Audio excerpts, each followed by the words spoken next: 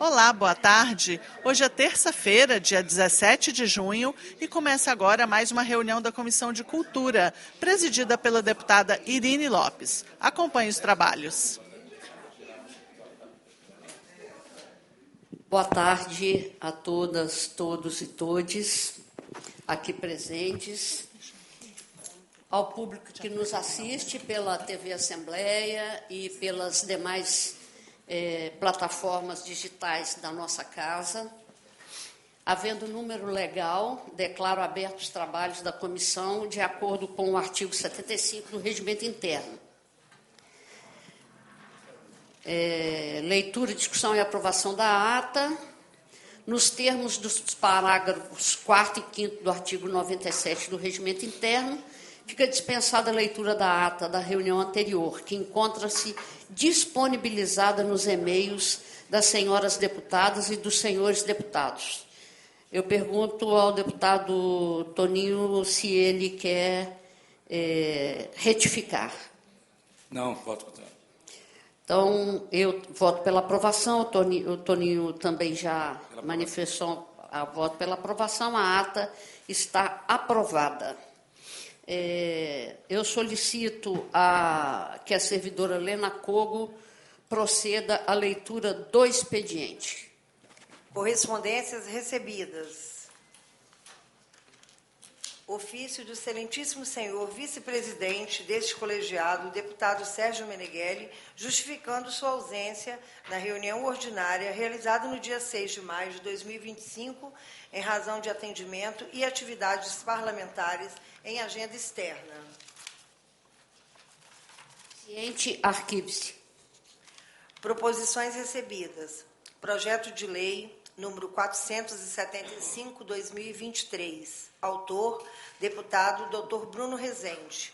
Ementa. Acrescenta o item ao anexo 1 da Lei número 10.974, de 14 de janeiro de 2019, conferindo ao município de Marilândia o título de capital simbólica do Espírito Santo no advento de sua data ou festa magna.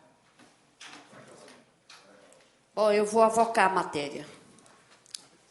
Projeto de lei número 397/2024. Autor, deputado Coronel Wellington. Ementa. Declara patrimônio histórico de natureza material, cultural, turístico e religioso do Estado do Espírito Santo a Igreja dos Reis Magos, localizada no município da Serra. Vou avocar a matéria. Projeto de lei 984 de 2023. Autor, deputado Capitão Assunção. Ementa. Declara o Remo Capixaba como patrimônio histórico e material do Estado do Espírito Santo. Vou designar o deputado Toninho da Emater para ser o relator dessa matéria. Projeto de lei 459/2023, autor deputado Sérgio Meneghelli. Ementa. Estabelece a obrigatoriedade de contratação de cantores, instrumentistas, bandas ou conjuntos musicais locais na abertura dos shows ou eventos musicais no âmbito do Estado do Espírito Santo. Vou designar o deputado Toninho da Emater para relatar. Proposições distribuídas à senhora deputada e aos senhores deputados. Projeto de lei 231/2024. Autora, deputada Janete de Sá. Ementa. Cria a rota turística da torta capixaba no Estado do Espírito Santo. Relator, deputado Sérgio Meneghelli. Prazo do relator 18/6/2025 e prazo da comissão 25/6/2025. Projeto de lei 473/2023. O autor, deputado Dr. Bruno Rezende.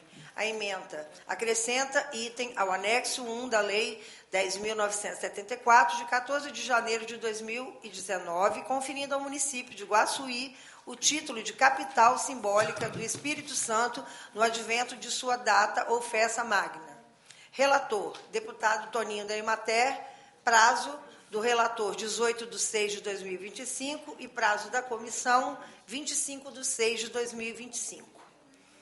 Projeto de lei 702/2023, o autor, o deputado Adilson Espíndola. A emenda acrescenta o item ao anexo 1 da Lei 10.974, de 14 de janeiro de 2019, conferindo ao município de Itarana, no dia 18 de abril de cada ano, o título de capital simbólica do Espírito Santo no advento de sua data ou festa magna. Relatora, a deputada Irine Lopes, o prazo da relatora, 18/6, o prazo da comissão, 25/6. Proposição sobressada, não houve no período. Proposição baixada de pauta, não houve no período. Agradeço e devolvo a palavra à deputada Irine Lopes. Bom, antes de entrarmos na ordem do dia, eu quero fazer aqui a todos que nos acompanham e que sabem as decisões que essa comissão toma, e especialmente ao deputado Toninho Demater, que nós aprovamos nessa comissão uma rota, a rota da carne seca, da carne de sol,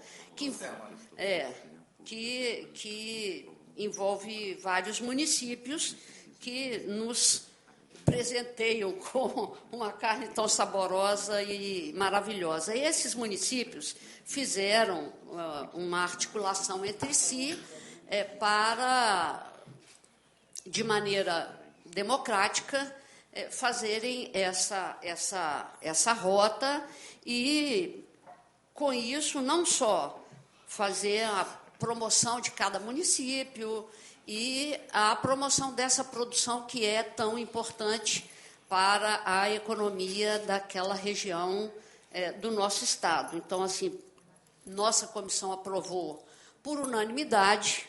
Ontem essa matéria entrou na pauta do plenário, sofreu uma emenda.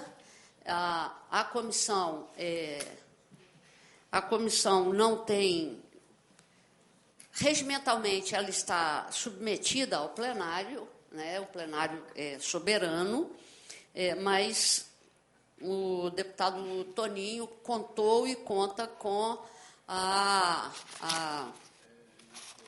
todo o apoio aqui da nossa comissão. Espero que hajam tratativas que venham a resolver qualquer conflito gerado no plenário ontem, e nós estamos à disposição para contribuir e ajudar. Você quer fazer algum comentário, Toninho? Sim. Primeiro, boa tarde a todos e a todas. Mais uma vez, fazer parte dessa comissão junto com a ilustre presidente e ministra é sempre um prazer, tá? Saudar a todos, de forma especial, uma caravana que veio lá de Pinheiros, liderada pela vereadora Silvia, por coincidência, é minha esposa. Também está ali.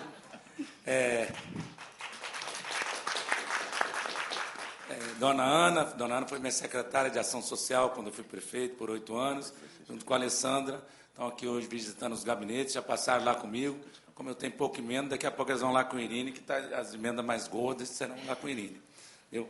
Mas sobre esse tema, eu estou na região há 34 anos, conheço bem a região, como os outros parlamentares conhecem, tem muito trabalho para estar na região, e acho muito justo que todos trabalhem pelo Estado inteiro, até porque é um Estado pequeno, e fui demandado, assim que eu assumi, por um consórcio denominado Consórcio Prodignóstico, que são um consórcio de 12 municípios, que cuida da vida social e econômica de 12 municípios ali, que se juntaram para se tornar mais representativo.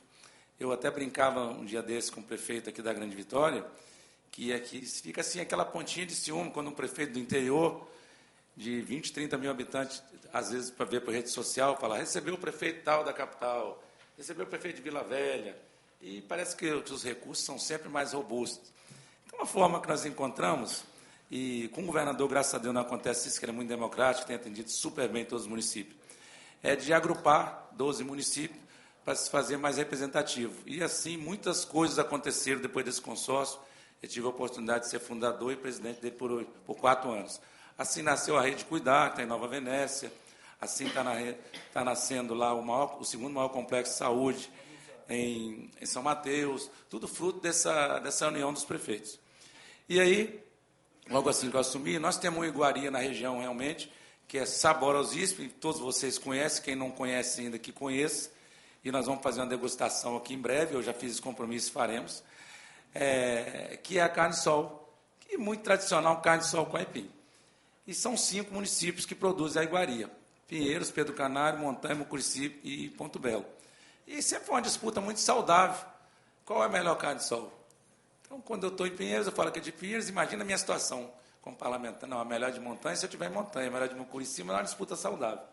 E aí, muito impulsionado, muitas rotas aqui, eu já fui demandado para propor algumas. Então, sentei lá com 5 prefeitos, junto com o consórcio dos 12, e tomamos uma decisão de encaminhar o projeto, denominando, e aproveitamos a rota turística criada pela estrutura do governo, que denomina a nossa região de Doce Terra Morena.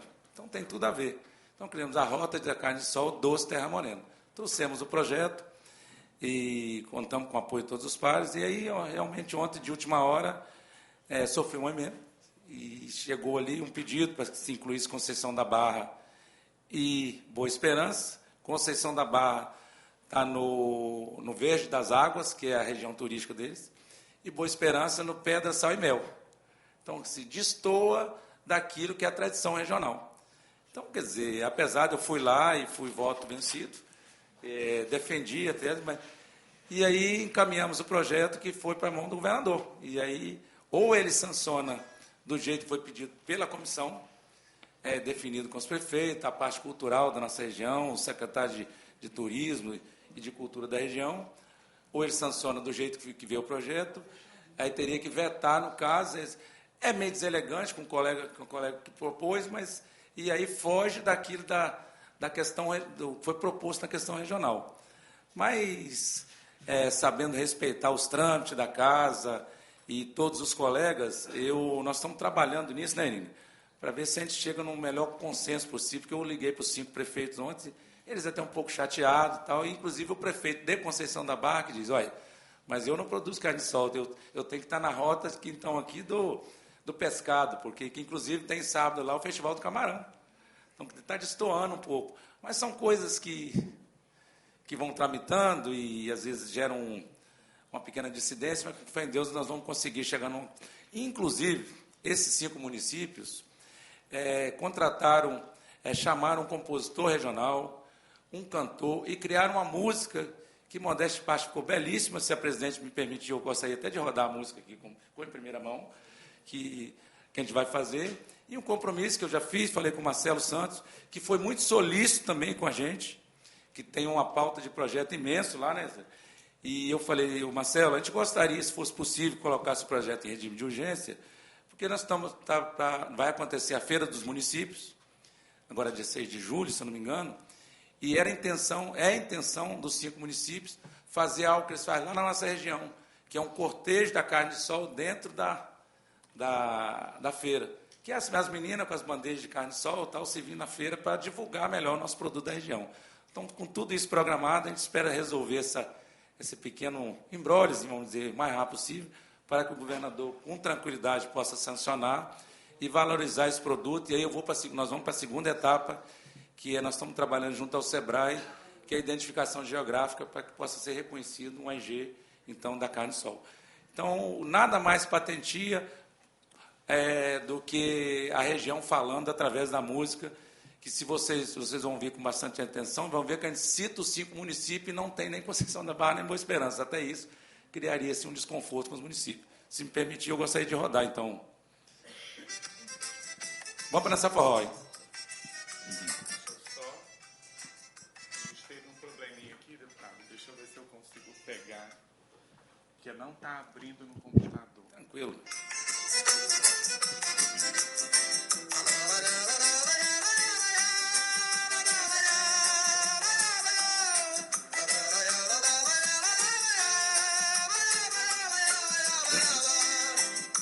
O sol nasce primeiro em Pinheiro, dourando verde a terra num lindo cenário. E assim o sol com luz incandescente alumia o sol e a gente de Pedro Canário. O sol levanta alcançando a campanha, clareando em montanha sua gente e o seu chão. O sol faz a aurora ressurgir, clareia em Mucurici de verão a verão. O sol aquece toda a região, sem fazer acepção, imponente e singelo. Com sua luz que aquece e faz brotar, ele vem irradiar aqui em Ponto Belo. Já que nós temos o sol em comum, desde o amanhecer até o arrebol. De fato temos mais algo em comum, juntos nós somos um com a carne de sol. Pois a carne não é minha, carne não é tua, carne é nossa. Deixe de teimar. O modo de fazer e a nossa geografia diz: carne de sol da doce terra morena. La, la, la, la, la, la, la, la.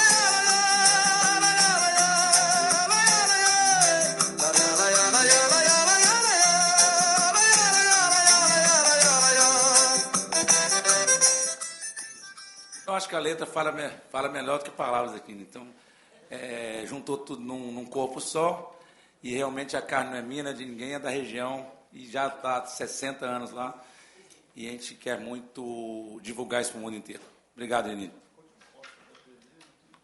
Vamos parabenizar aí o autor da música, muito, muito bonita. E, como eu disse, a nossa comissão atuará no sentido de contribuir e ajudar a resolver qualquer impasse da forma mais tranquila possível, respeitando todos os parlamentares dessa casa, né? Bom, vamos agora passar à ordem do dia.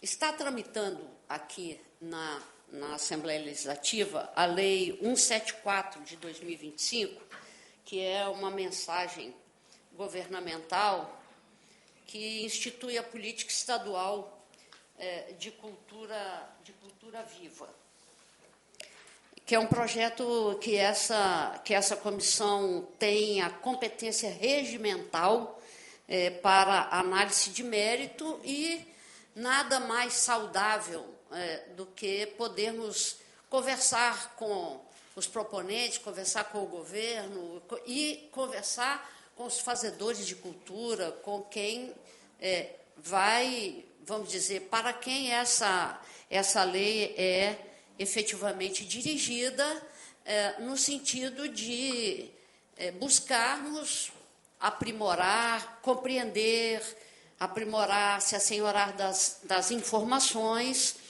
E eu, por causa do prazo, eu estou submetendo a essa audiência que nós vamos fazer a partir desse momento, eu estou submetendo a uma deliberação, sim, porque não pudemos fazê-lo na reunião anterior, né? Porque o assunto surgiu posteriormente. Então, eu pergunto ao deputado do Toninho se ele está de acordo, se quer fazer alguma proposição diferenciada dessa. Não, totalmente de acordo. Então, eu, como proponente, também estou de acordo. Então, eu agradeço aí ao deputado Toninho. E nós vamos adotar o seguinte método. Nós vamos fazer uma composição aqui de mesa, e as pessoas que serão convidadas à mesa vai falar, em primeiro lugar, a subsecretária Carol Ruas, que vai dar uma explicação geral sobre a lei, para quem ainda não teve como estudá-la, conhecê-la. Nós também vamos convidar outras pessoas que farão observações sobre a lei. Em seguida, nós vamos abrir para o plenário, para que o plenário também se manifeste. E aí, em forma de indagação, proposição, e, posteriormente, tudo que for colhido dessa audiência de hoje, nós faremos uma discussão na comissão e vamos ver se será o caso ou não de apresentarmos emendas a partir do que colhermos aqui nessa audiência. Então, ela tem esse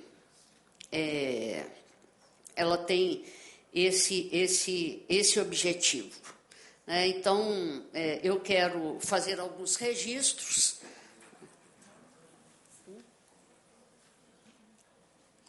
Eu quero convidar a subsecretária, nossa companheira Carol Ruas, para vir tomar assento à mesa.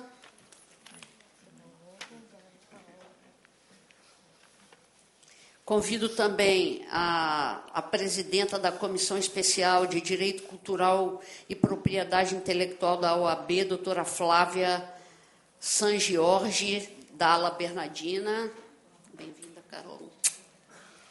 Convido ela... A Flávia não está. Está? Ah. Ai, Flávia.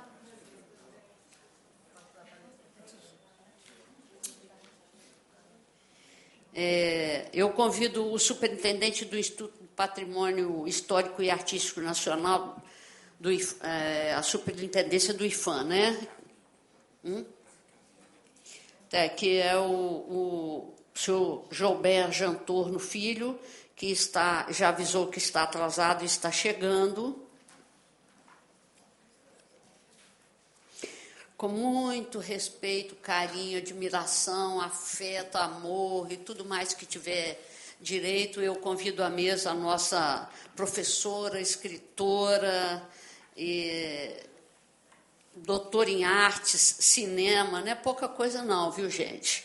É muita coisa.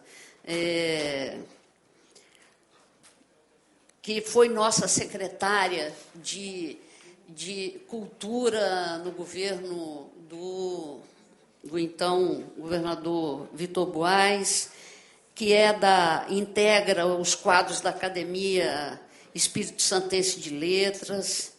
A gente vê suas publicações em revistas, jornais de circulação nacional e internacional. Nossa queridíssima Bernadette Lira, muito obrigada. Não só por estar aqui nessa sessão, mas por estar sempre junto conosco. Registro a presença em plenário da gerente de Territórios e Diversidades da Secretaria de Estado da Cultura, Thaís Amorim. Registro também a presença... Bernadette, bem-vinda à nossa mesa. Minha paixão eterna. Registramos a presença em plenário da gerente... Não, me perdi aqui. A presença em plenário do técnico do IFAM, o senhor Marcelo da Silva Murilo, e todas as autoridades presentes. Eu gostaria de, não sei se vocês conversaram aí entre os fazedores de cultura, mas se terá uma representação, porque não nos foi enviado, se terá uma representação para a mesa de um de vocês para representar aí os nossos artistas. Paulo, por favor. Então, eu quero que providencie uma cadeira para Paulo. Bem-vindo aqui à nossa mesa.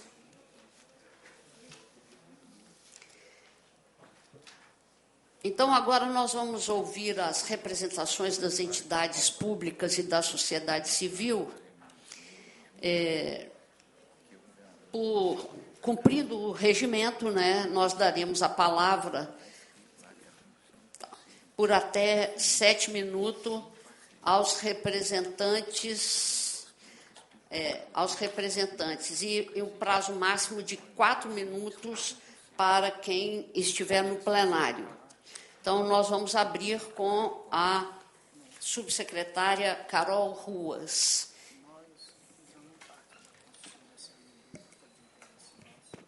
Oi. Vou ajeitar aqui. Agora foi. Vocês me ouvem? Perfeitamente. Boa tarde a todas e todos presentes. Primeiramente, gostaria de saudar a deputada Irine Lopes, presidente da mesa. Obrigada pelo convite, sempre bom estar aqui com você. Saudar também o deputado Toninho Demater, que aqui nos agracia com a sua presença. E também, em nome de Bernadette Lira, que é a nossa mentora, né, da cultura, sempre presente também, eu saúdo a todos os agentes culturais aqui presentes. Bom, vou fazer uma breve explanação sobre esse projeto de lei que a gente está tratando.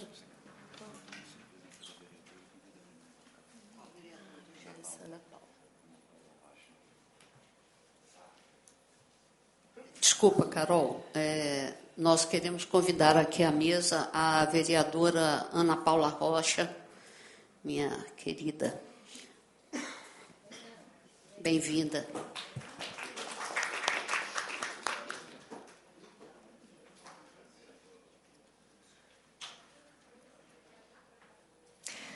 Pode seguir. Devolvo a palavra a Carol. Aqui. Bom, saudando agora também a vereadora Ana Paula Rocha, bem-vinda à nossa conversa. Vou fazer uma breve explanação sobre, né, esse projeto de lei que é uma proposição do governo do Espírito Santo, que foi construído em conjunto com a sociedade civil, junto com a Rede Cultura Viva e com a Comissão Nacional de Pontos de Cultura. E também queria aproveitar e saudar a Paz Jeová, que aqui está presente também, e é representante do Espírito Santo no Conselho Nacional de Políticas Culturais e também na Comissão Nacional de Pontos de Cultura, né? Bem-vindo, Pai Jeová, e que também muito contribuiu para esse processo que nós estamos aqui agora, uma vez que a gente está falando de um projeto de lei que trata desta política, né? A Política Nacional Cultura Viva. É uma das políticas mais emblemáticas que nós temos na história das políticas culturais do Brasil e do mundo, tendo sido uma das políticas públicas mais exportadas, mais copiadas ao redor do mundo. Hoje, a Rede Cultura Viva ela se expande por toda a América Latina, até o Caribe. E o que ela tem de especial, o que ela tem de revolucionário? É que ela materializa o conceito do doing antropológico do Gilberto Gil.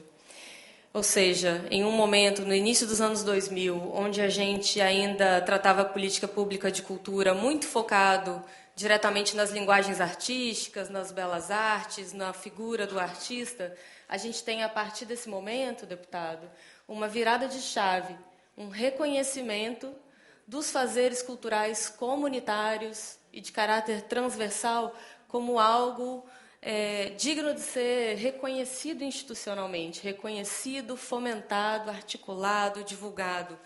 É o que a gente passou a reconhecer como que a gente tem de maior riqueza no Brasil como um todo. Então, a gente está falando de uma política que tem aí mais de 20 anos no âmbito federal. E a nossa proposição, ela tem o intuito, mais do que tudo, de trazer para o âmbito estadual essa política, fazendo com que aqui no Estado, né, e em diálogo com a legislação estadual, o Estado também possa fazer o reconhecimento, o fomento dessas iniciativas culturais de base comunitária. Então, a gente está falando de uma política, como eu disse, né, que passa aí dos 20 anos, que já tem mais de 1.400 pontos de cultura, né, reconhecidos e articulados a partir de então, e que no ano de 2022, a partir da aprovação da Política Nacional Aldir Blanc, que é a política que passou a descentralizar recursos para estados e para municípios aplicarem em política pública, a gente tem também aí a possibilidade de retomada da política Cultura Viva, né? Uma política que ficou, né, preciso registrar, ficou interrompida aí nos anos em que a gente teve uma desarticulação das políticas culturais no Brasil, né, entre 2019 e 2023. Com a aprovação da PNAB, da Política Nacional Aldir Blanc, a gente passa a ter uma vinculação no âmbito federal obrigatória para a rearticulação da Política Nacional Cultura Viva. E então, o que isso significa? Isso significa que todos os estados e todos os municípios no Brasil hoje estão discutindo, no âmbito da PNAB e dos recursos federais, a rearticulação da política nacional Cultura Viva. Então, como uma forma da gente conseguir mobilizar de novo esses pontos de cultura, reconhecer essa rede, esquentar esse território por onde os pontos de cultura, né, se enraizaram no Espírito Santo, a gente retoma as articulações aí a partir de final de 2023, início de 2024, junto dos pontos de cultura, junto da rede Cultura Viva aqui no Espírito Santo. Travamos uma série de reuniões abertas, reuniões com comissões específicas. Em abril de 2024, a gente publica uma portaria instituindo oficialmente essa comissão de rearticulação da política Cultura Viva aqui no Espírito Santo, com membros aí, servidores da Secretaria, membros da Comissão Nacional de Pontos de Cultura, membros da Rede Cultura Viva aqui do Espírito Santo, e passamos a voltar a discutir, né, todas as outras necessidades, as outras demandas da sociedade em relação a essa política. E a instituição de uma legislação estadual é uma dessas demandas. Então, ela é oriunda desse processo de discussão que foi feito e que a Secretaria conduziu ao longo desse período, e que vai culminar nesse projeto de lei. Então, por que a gente está falando de... Falei aqui o tempo todo, né, desses 20 anos de política a nível federal, e por que a gente está falando de uma política a nível estadual? Porque, da mesma forma como, num passado recente, a gente teve essa política interrompida por conta de mudanças de gestões, outros interesses, né, no âmbito do governo federal, a gente entende que, tendo uma lei estadual, a gente consegue consolidar essa política e o reconhecimento desses grupos aqui no Espírito Santo, independente daquilo que estiver ocorrendo, né, no plano federal, no âmbito municipal, a gente consegue garantir, por exemplo, que a política Cultura Viva e o apoio aos pontos de cultura esteja vinculado, né, ou seja, uma possibilidade de a gente lançar editais próprios no âmbito do nosso Fundo Estadual de Cultura, por exemplo. A gente consegue garantir também o reconhecimento da celebração dos termos de compromisso cultural com coletivos culturais sem constituição jurídica, como é a característica de boa parte dos pontos de cultura hoje, né? Boa parte desses grupos, eles não são formalizados ainda, né? A gente entende que o processo de formalização, ele é interessante, ele é pertinente, mas ele faz parte de um processo de amadurecimento que o coletivo precisa, né, trilhar de acordo com o seu próprio processo de amadurecimento. Esse projeto de lei, ele também reconhece a figura do agente Cultura Viva, que é esse agente mobilizador da comunidade. Porque, né, de novo, a gente está o tempo todo falando de quem? A gente está falando de grupos, de coletivos, de comunidades, de associações que têm uma atuação cultural diretamente vinculada ao seu território. É a nossa política de base comunitária no campo da cultura. Então, o foco aqui não é necessariamente o artista, mas sim a comunidade e o modo de fazer e as tradições que estão ali garantindo a liga dessa comunidade. Esse projeto de lei, ele também garante aí o cadastro a nível de Estado, né, da Rede Cultura Viva, desses pontos, e essa certificação também a ser realizada a nível estadual. Também garante que seja institucionalizada a Rede Cultura Viva, a Comissão Estadual Cultura Viva e a institucionalização do Comitê Gestor da Política Estadual Cultura Viva, garantindo aí as instâncias de participação social no texto da lei e garantindo, assim, né, uma política participativa, com perenidade, com transversalidade, né, e com a participação ativa das comunidades, como tem sido até agora. Bom, por fim, para não me estender muito mais, já vi, Só dizer que essa é uma política que está em pleno acordo, né, com todo o sistema estadual de cultura, inclusive com as diretrizes do nosso plano estadual de cultura, porque, antes de mais nada, a gente está falando de uma lei que vai atuar para garantir o pleno exercício dos direitos culturais, né, uma gestão pública participativa dessa política e o acesso, principalmente o acesso aos recursos e as demais ações que forem, né, resultado dessa política. É isso, agradeço o espaço de fala, estou à disposição para mais dúvidas, mais contribuições. Obrigada. Obrigado, Carol. Nós vamos passar a palavra para a sua saudação por 3 minutos à nossa querida amiga, colega, companheira, Ana Paula.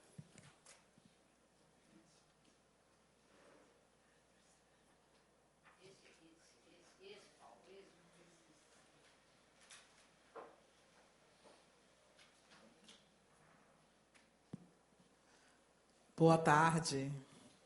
Saudar aqui a nossa mesa, a nossa deputada, a presidenta da Comissão de Cultura, Irine Lopes. Né, estendo aqui também meu cumprimento a Carol Ruas, que creio que está representando a Secult. Saudar também aqui, né, os participantes dessa conversa, dessa reunião. A gente, na verdade, deu uma fugida aqui, porque também daqui a pouco a gente tem reunião da Comissão de Direitos Humanos lá na Câmara. Mas esse debate é um debate que muito nos interessa e muito nos provoca. Há um tempo atrás, quando a Maria Marighella esteve aqui apresentando um pouco dos debates do Sistema Nacional de Cultura, de pensar mesmo essa institucionalização das políticas públicas no campo da cultura. Então, a gente acredita na importância mesmo dessa lei. E aí, nesse processo também de construção, junto com os coletivos, com as comunidades, porque a gente sabe que cultura é o que mobiliza o nosso povo também, que precisa ser enxergado, ser visto, né, ser colocado no lugar que merece, não no lugar da escassez. Então, assim, muito importante a gente ver esse debate de garantia mesmo de direito, para a gente estar falando de garantia de direitos, e isso que a Carol Ruas falou sobre esse desmonte, né, das políticas no campo da cultura. É muito bom a gente ver o governo Lula retomando esse processo e consolidando essa política. A gente quer mais, né? A gente quer sempre mais, e que venham essa e que venham muitas outras. Pensando principalmente nesse Estado que festeja a colonização, né, que é feriado, que festeja, e muitas vezes para as religiões de matriz africana, para o Congo, para o Jongo, para as rezadeiras, né, sobra o nada. Então, a gente quer ver esse povo aí inserido, e a política dos pontos de cultura, da Rede Cultura Viva, com essa lei, a gente acredita que vai ter muito mais condições de garantir esse nosso trabalho e essa riqueza mesmo, né, desse Estado que merece acontecer. Muito obrigada, Ana Paula. Sempre muito bem-vinda às nossas atividades. Você tem vindo sempre, para mim é uma alegria. Nós vamos dar, então, prosseguimento aqui às falas da mesa. Eu vou pedir agora que a Flávia faça a sua intervenção e estou recebendo as inscrições, tá, para as falas do plenário. Então, é só um dos nossos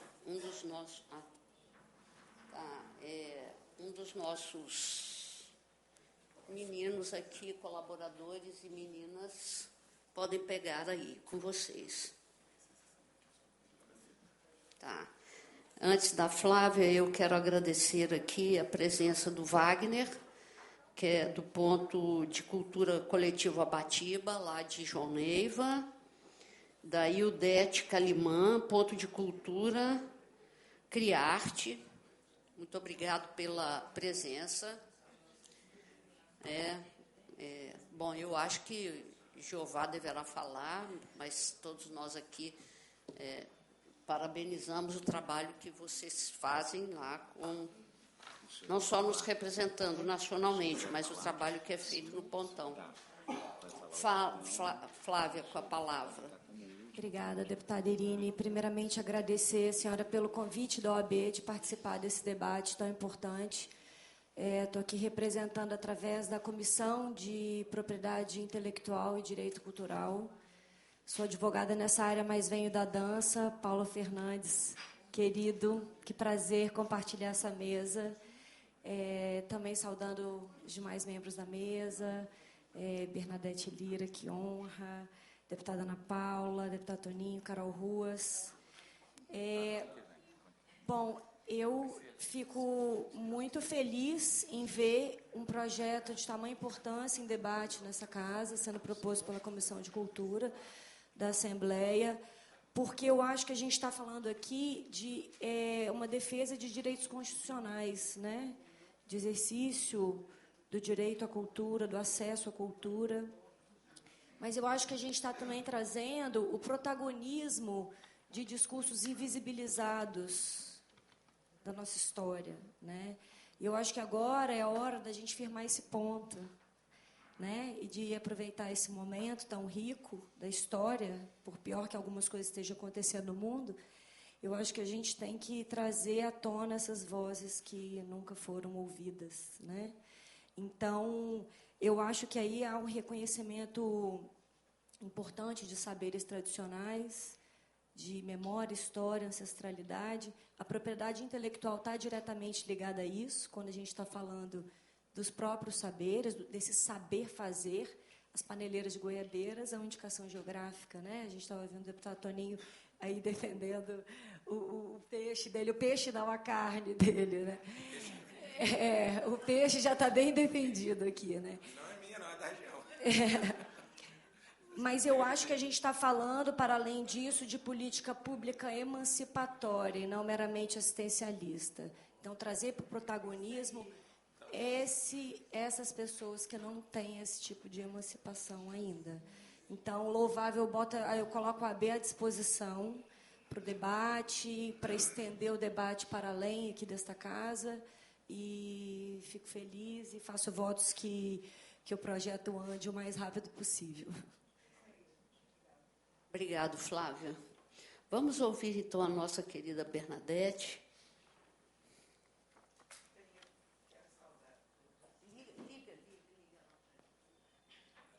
Pois não, está muito longe.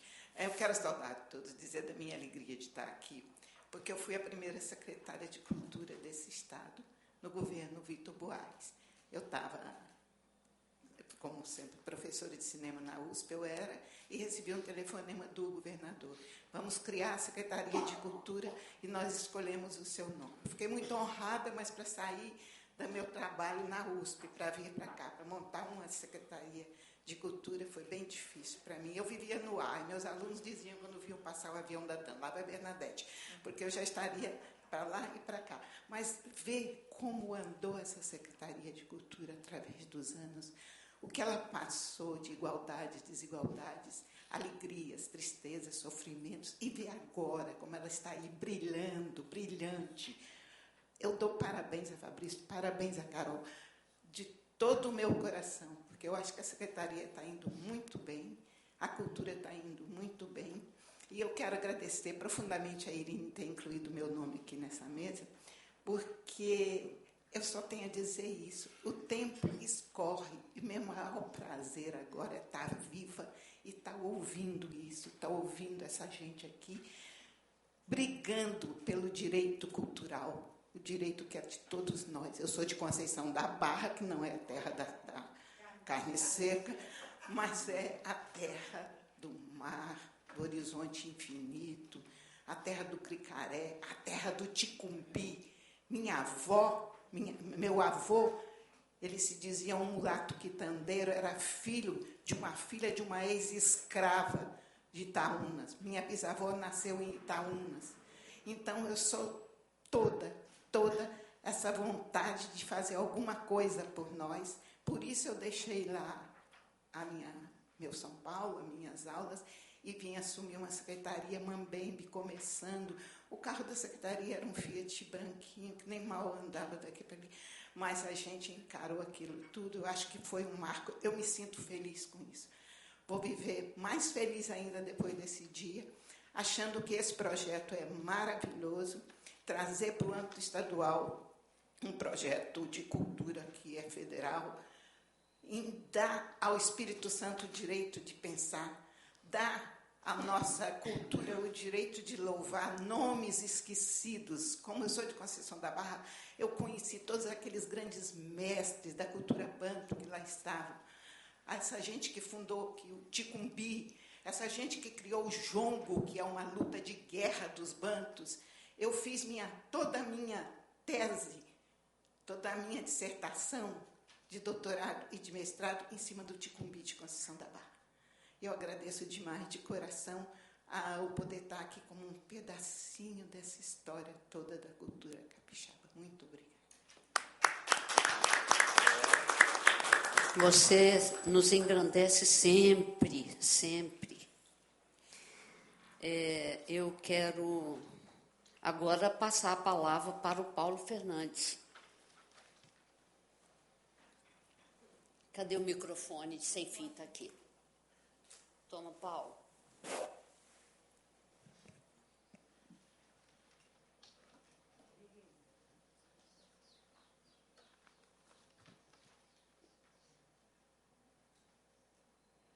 Alô. Boa tarde a todos. É um prazer estar aqui representando a sociedade civil e parabenizar toda a mesa, a Irine, essa grande oportunidade, a todos, a Carla Ruas, a Flávia, todas, e deputados e todos os parlamentares, a nossa amiga querida Bernadette Lira, a presença da nossa vereadora aqui, tão importante, Ana Paula. É muito importante esse momento, porque ele registra um fator histórico que possibilita exatamente de rever a nossa história, né? Considerando que o Espírito Santo tem os olhos mais cruéis em relação à cultura banto, que ainda é um desconhecimento profundo, mas é importante essa abertura do programa, né? Do programa estadual de Cultura Viva, mas eu gostaria de ter uma observação em relação a um projeto que foi criado desde 2002, desde 2003, aqui com várias mãos, e gostaria que isso, caso fosse possível, nesse momento tão oportuno, de ser inserido uma proposta de mestre de saberes tradicionais, especificamente considerando que tem um adendo, se não falha a memória, no próprio Aldir Blanc, que fala de um projeto de 1 ano, e ele talvez pudesse ser ampliado por uma condição vitalícia, uma possibilidade vitalícia com bolsa, de que forma esse valor chegasse de fato a essas pessoas que estão lá no Cafundó, uma boa expressão banto, para que eles tenham acesso no sentido da resistência e da potência dos saberes tradicionais, que é a nova moeda do século XXI. E considero também, e para além do que foi dito, uma coisa importante é que a nossa história do Espírito Santo, toda a arquitetura e toda a tecnologia traga musical, por exemplo, é o Congo, o Jongo de Cumbi, Folha de Reis, entre várias, são quase 10. A gente é o único do mundo e que precisa ser preservado e ser expandido no mundo como um patrimônio de grande honra, e que nós não somos menores, na verdade, um dos maiores do mundo. Então, quando você fala do projeto em nível internacional, é importante pensar que a década afrodescendente, né, da ONU também foi reativada pela segunda vez, vai até 2023 e 34, e ela responde exatamente os 3 pilares: justiça, desenvolvimento e reconhecimento. Então, acho que dentro dessa pauta e dessa condição de trazer o Espírito Santo uma universalidade, né, dos seus valores e potências que estão inseridos nesses povos tradicionais, especificamente bantus, que são mais de 5 mil, e que contribuem não só na metalúrgica, na linguística, com mais de 27 mil termos e 300 termos coloquiais. Então, a gente tem um dos maiores mananciais do mundo, e eu fico muito grato em participar e poder possivelmente inserir isso nesse projeto do programa de Cultura Viva, pela sua importância e pelo tamanho do nosso Estado, que se dilata com esse aspecto cultural, orgânico, vitalício, que é os saberes tradicionais de cultura banto. Obrigado. Muito obrigado, Paulo. Bom, são 14 horas e 29 minutos. Aqui, pelo nosso regimento, 15 horas nós temos que encerrar, porque quando abre a sessão, qualquer encaminhamento que se tomar em qualquer comissão, ele se torna nulo, na medida que abrir o plenário. Então, vamos ouvir as inscrições do plenário e, em seguida, dar o encaminhamento. Por isso, eu vou pedir para todo mundo ser assim, atento ao prazo de até 4 minutos. Né? Não tem muita gente inscrita, não. Dá tempo da gente ouvir. Tem uma pessoa lá atrás. Nós vamos, assim, na fala da primeira pessoa aqui, que é o Tião Xará, é o primeiro inscrito, conselheiro, membro do Conselho Estadual de Cultura. Ele tem até 4 minutos. Na fala dele vão se encerrar as inscrições, tá?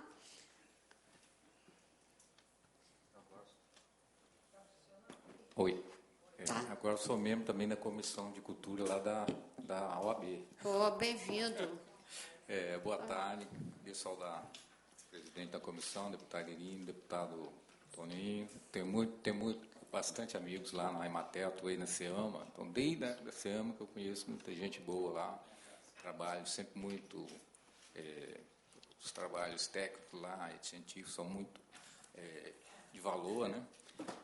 Saudar a subsecretária, representando a Secult, Carol, a colega da comissão, Bernadette Lira, nossa guru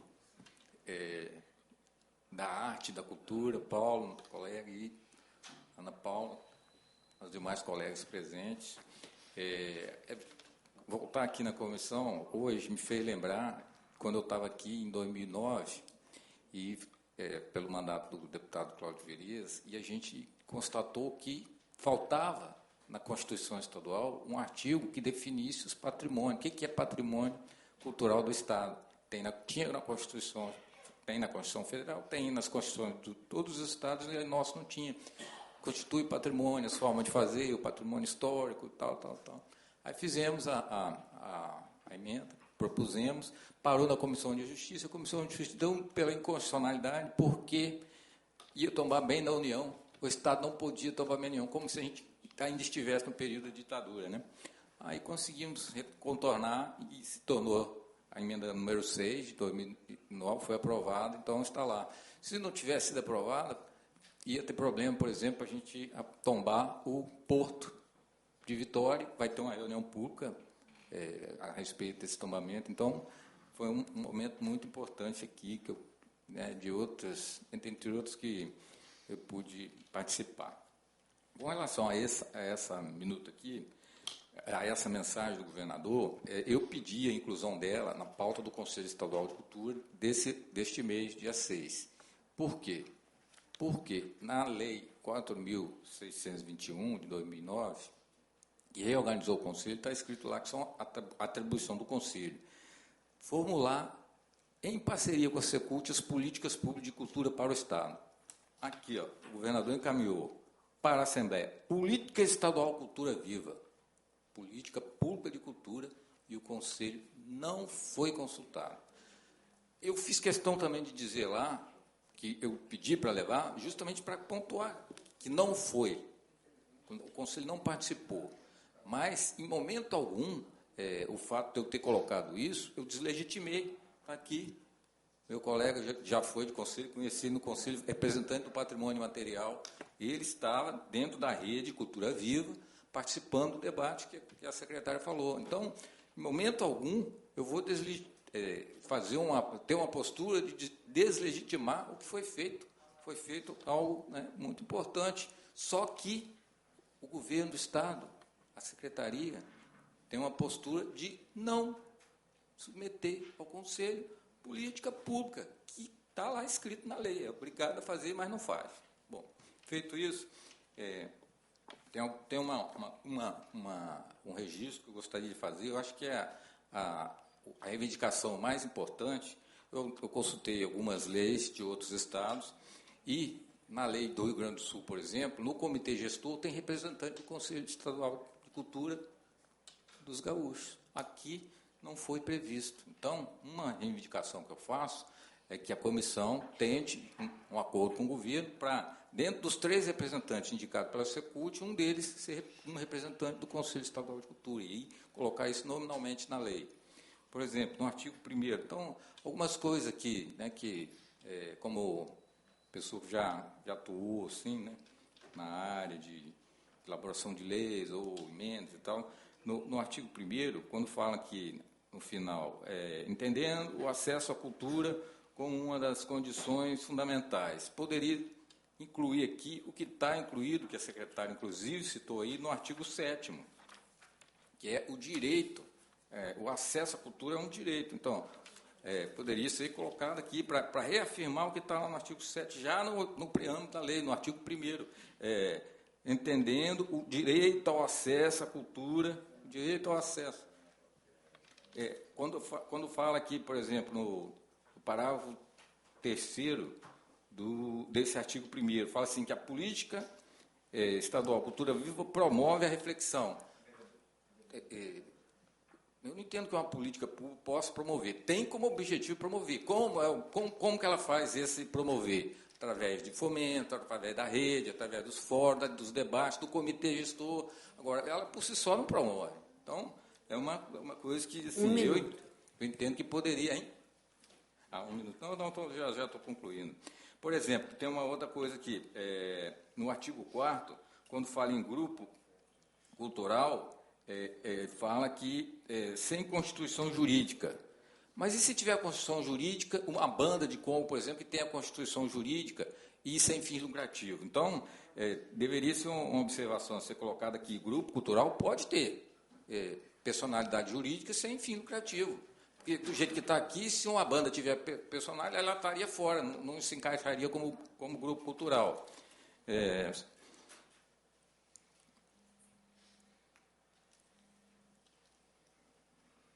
Aqui no artigo 3º também, quando fala aqui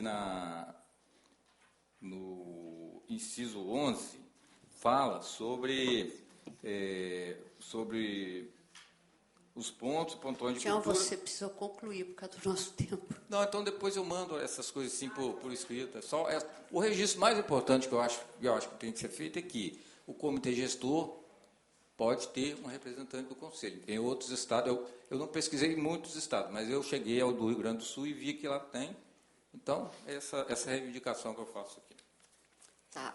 Eu ia mesmo solicitar que você nos enviasse as suas contribuições por escrito. Então, todas que você fez aqui, tá bom? Porque eu tive dificuldade para anotar. Certamente os meninos anotaram aí, mas é bom a gente ter. O próximo a falar por um tempo de até 4 minutos é o pai Giovan Silva, do Comitê Estadual de Cultura e também do Comitê Nacional. Boa tarde a todos e a todas, saudando a mesa em nome da deputada Irine, saudo todas as mulheres, em nome do deputado Toninho, saudo todos os homens da sociedade civil. Quero saudar aqui a ponteira Ildete, que veio lá de Aracruz, saudar o meu irmão também ponteiro, representando o Conselho Nacional de Cultura e a Comissão Nacional de Cultura, o Wagner, que faz parte do nosso comitê estadual, também aqui presente. Bom, essa minuta do projeto de lei, ela foi uma busca que nós provocamos, o servidor Erialdo, ele sempre solicitou as nossas demandas e, junto com a sociedade civil, o comitê se reuniu, pegamos como modelo a essa minuta a lei já existente lá do Rio Grande do Sul, de Belo Horizonte, de Fortaleza, eu acho que de Recife também. Então, e tivemos um amparo maior na lei de Belo Horizonte, que trouxe um arcabouço, que deu uma luz para a gente. O importante da Lei Cultura Viva, né? O principal objetivo dela, um pouco o Carol já falou, é fortalecer as redes de pontos e pontões de cultura, promover a integração, a troca de experiência, a capacitação, a visibilidade dos pontos e pontões de cultura, diretrizes para a cultura de base comunitária, com foco nos povos e comunidades tradicionais, que muitas das vezes a gente cita em plenário, em roda de conversa, e a gente cita em geral, né, mas sempre está no nosso primeiro dia das falas, né? A gente cita que nós aqui no Estado do Espírito Santo, nós temos só 7 reconhecidos, e precisa outros serem reconhecidos. E nós aqui citamos os nossos parentes indígenas, quilombolas, os povos de terreiro. Dentro dessa política, a gente sempre esquece dos povos ciganos. Nós temos feito um trabalho a nível de Estado, circulando o Estado, inclusive, deputado, lá no norte do Estado, circulamos por lá, Nova Venécia, São Domingos, Colatina, toda aquela região, visitamos os povos ciganos. Né, precisamos chegar em Pinheiro e vamos procurar o senhor, porque é uma provocação ativa e os nossos povos precisam ser atendidos, certo? Então, promover a capacitação social com a participação também dos povos periféricos, né? Nós se preocupamos, nosso comitê hoje, ele tem a integração dos povos tradicionais e a gente não esquece os povos periféricos. E a gente faz questão que na política do Ministério da Cultura, na redação dos editais que começaram a sair depois de 2023, mudaram um pouco a redação, porque nós fizemos questão de apontar e cobrar. Quando se fala de povos tradicionais e política para os povos periféricos, a gente tem que barra povos periféricos, periferia e favela, que é uma coisa só e para outros tem outro entendimento, né? Então, essa é a importância, né? É assegurar a implementação dos recursos voltados para a cultura viva e que eles sejam aplicados, implementados com mais seriedade e responsabilidade, porque o primeiro momento do PNAB, nós passamos pelo Paulo Gustavo, que teve um foco mais para o audiovisual, os povos tradicionais, cultura viva, ficaram esquecidos, que 70% dessa política do Paulo Gustavo foi para o audiovisual. Hoje, a lei diz que 30% tem que ser atendida à cultura viva e à cultura popular, tem estado que bota 25%. E a gente passou e estamos passando por vários municípios, não é só Espírito Santo, é nível de Brasil, a falta de responsabilidade e cumprimento da lei, da portaria 800 do Ministério da 80, portaria 80 do Ministério da Cultura, que diz o que é a implementação do PNAB, a responsabilidade de Estado e município. E nós não estamos sendo respeitados nessa implementação. Então, é um momento de fazer esse desabafo, desculpa, assim, porque nós temos que trazer isso aqui. Outra questão que nós estamos lá, o que o Paulo trouxe aqui, não é momento de falar agora, mas lembrar que nós estamos em tramitação também, pelo governo, a lei dos mestres e mestras. Nós estamos com a lei também, a lei de reconhecimento do patrimônio material. Tião lembra a luta que nós tivemos na época do João Galberto. Se reunimos IFAM, a universidade, a Secretaria de Educação, Sociedade Civil, meu irmão, e Secretaria de Estado, apresentamos essa lei. Agora, em 2024, ela foi revista, com o apoio do Erialdo. Também essa lei está engavetada há mais de 8 anos. 4 anos do João Galberto, mais 8 anos que vão chegar. Então, essa provocação, a representação da sociedade civil é trazer esse anseio, esse desabafo e cobrar que é esse o momento. tá bom? Obrigado, depois a gente pode mandar alguma contribuição para isso tudo, tá? Obrigado, Pai Jeová. Vou passar a palavra agora para o Rosenberg Moraes Caetano, que é coordenador cultural do Pontão de Cultura e do Instituto Espaço Vivência. Boa tarde a todas, a todos, a todes. Quero cumprimentar a mesa na pessoa da presidente Irine Lopes. Quero cumprimentar todas as autoridades do poder público, legislativo, executivo, judiciário. Quero cumprimentar todas as autoridades da sociedade civil e dos povos tradicionais. Dizer da importância da democratização da cultura, né, através da cultura viva, né? Essa cultura que emerge dos guetos, que emerge das casas e das unidades tradicionais de matriz africana, que emerge do jongo, do congo, né? Da cultura alimentar, né? Dos saberes e fazeres desse povo tradicional, muito das vezes esquecida na chamada cultura tradicional. Então, dizer que, para nós, presidente, é muito importante essa lei, que essa lei tramita o mais rápido nessa Casa de Leis, mas ontem, em reunião do Conselho Gestor do Pontão de Cultura do Instituto IEV, Espaço Vivência, a gente dizia da importância de sermos pioneiros. Talvez trazermos para essa Casa de Leis a implementação da Frente Parlamentar de Cultura Viva, onde seria um espaço que a gente poderia estar aqui debatendo essa vertente importante da cultura. Então, o nosso pleito, nessa tarde de hoje, é a criação da Frente Parlamentar de Cultura Viva. E seremos, com certeza, o Estado pioneiro. Então, além dessa lei, a gente traz essa proposta também, senhora presidente. Meu muito obrigado a todos. Muito obrigado, Rosenberg.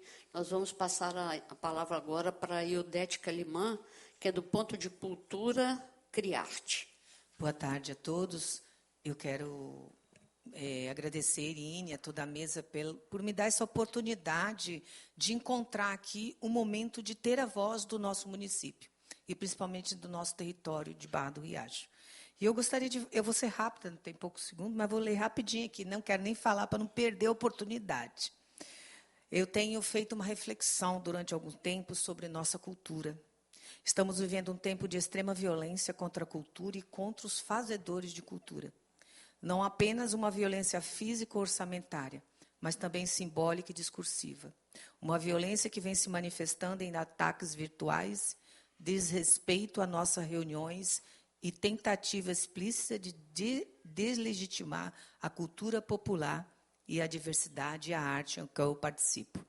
Ontem, durante a primeira reunião sobre o TEIA do Estado, a TEIA estadual, me senti profundamente impactada, entristecida ao ver um ambiente virtual de debate que deveria ter um espaço de construção democrática, foi invadido por manifestantes desrespeituosos, agressivos e constrangedores. Isso reforça ainda mais a urgência e a responsabilidade que temos enquanto sociedade civil, enquanto poder público, de proteger e fortalecer as políticas culturais que vêm sendo durante muito tempo conquistada, Irine. Por isso, olhando para com cuidado o nosso presidente, que tem demonstrado com o setor cultural em cuidados de busca de atender, incluir e dar condições para os fazedores de cultura para que sigam criando, resistindo, educando, é preciso que nós também façamos a nossa parte. É fundamental que o espírito da Lei 14.399, que instituiu as políticas, a Política Nacional Aldir Blanc, seja respeitado na sua integralidade.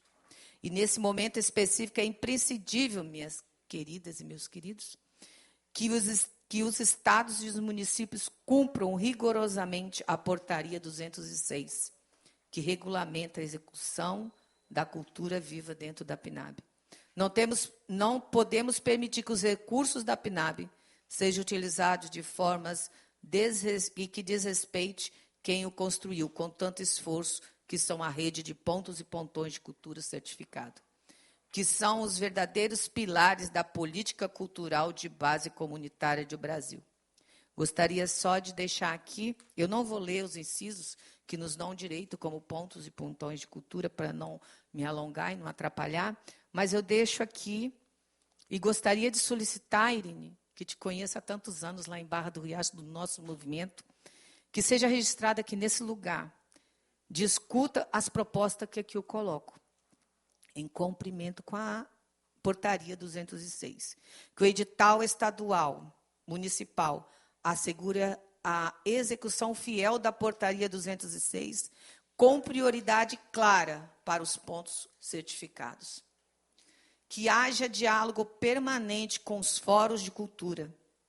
Que o Estado continue avançando na lei estadual para garantir as políticas a longo prazo.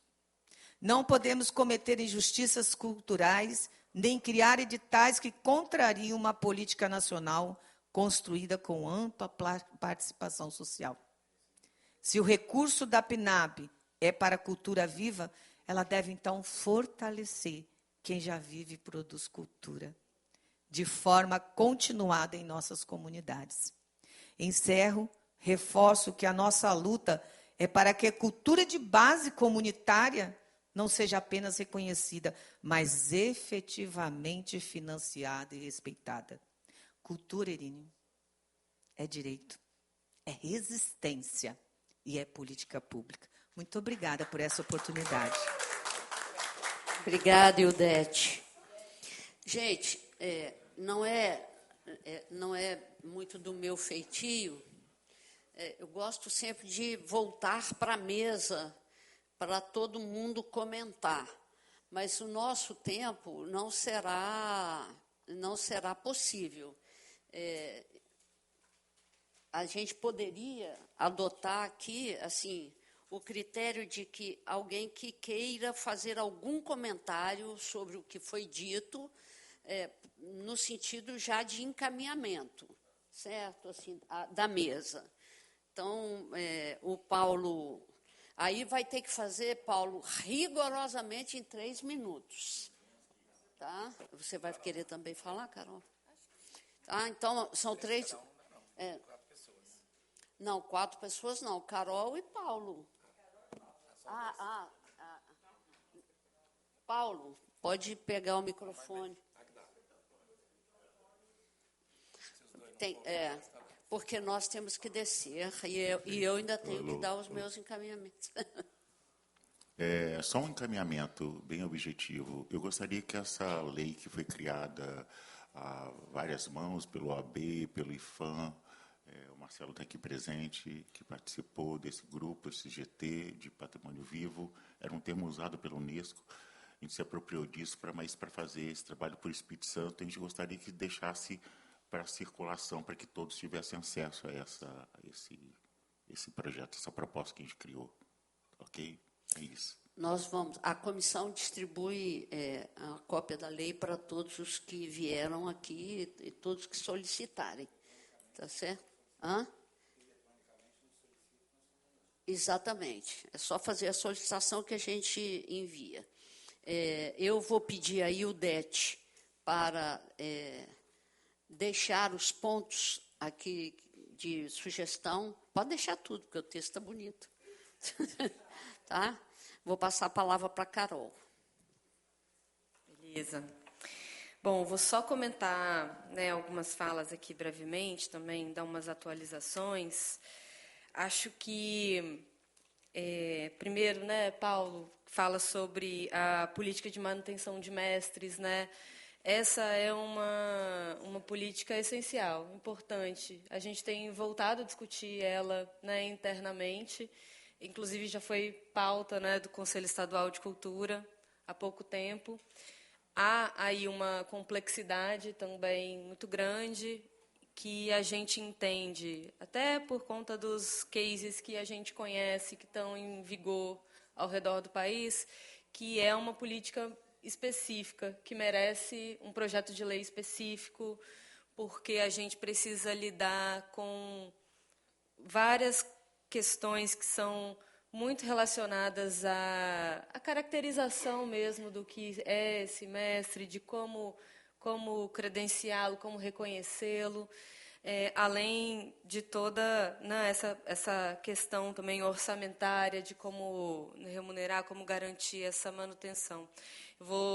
Queria só deixar registrado que a gente tem feito essa discussão. Acho que no momento adequado a gente pretende criar um grupo de trabalho, muito em breve com você, certamente, com outras pessoas que são fundamentais nessa discussão para retomar e tentar propor alguma coisa nesse sentido. Mas a gente entende que é muito importante mesmo.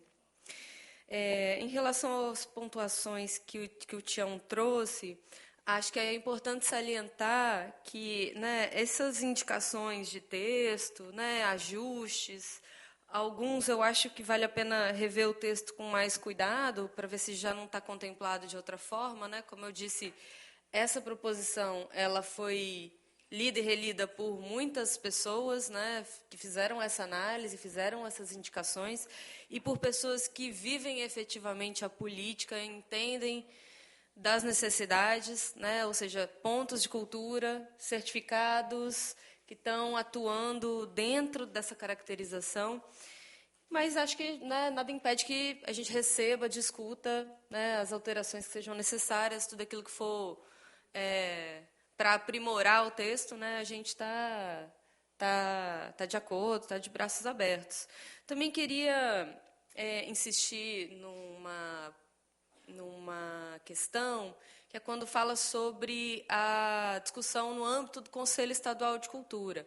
É claro, a lei que institui o Conselho Estadual de Cultura diz que lá é o âmbito para a discussão das políticas públicas culturais, mas não diz que ele é o âmbito exclusivo para essa discussão.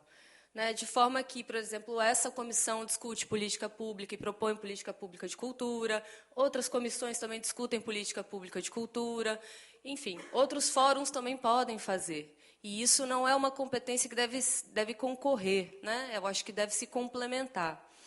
Então, a escolha por fazer uma comissão específica com membros da Rede Cultura Viva, com ponteiros, com membros de pontos de cultura, ela foi assertiva nesse sentido de entender o que esses pontos de cultura precisam, nesse momento, dessa legislação estadual, uma vez que hoje nós não temos nenhum ponto de cultura representado, né, como membro do Conselho Estadual de Cultura, ou seja, é algo que a gente precisa rever dentro do nosso próprio Conselho, né, que está também nessa iminência de reformulação, de ampliação de cadeiras, de participação.